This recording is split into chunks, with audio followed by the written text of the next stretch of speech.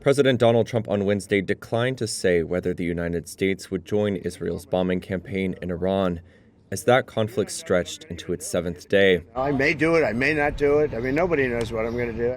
Later on, at an event in the Oval Office, Trump was again asked if he had decided whether or not to join the war.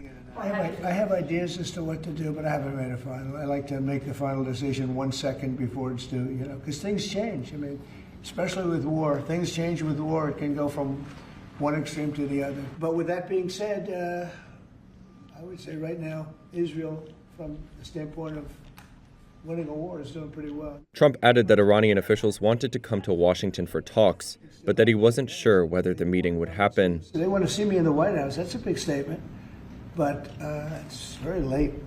Is it enough of a statement?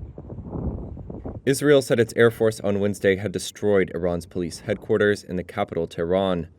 Israel's military also said waves of strikes in and around Tehran and in western Iran in the past 24 hours have hit sites producing raw materials, components, and manufacturing systems for missiles.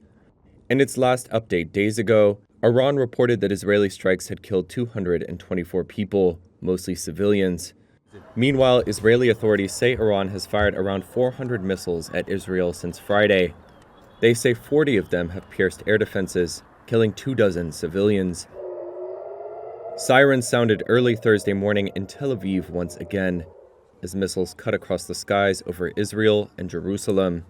Trump has veered from proposing a swift diplomatic end to the war to suggesting the United States might join it.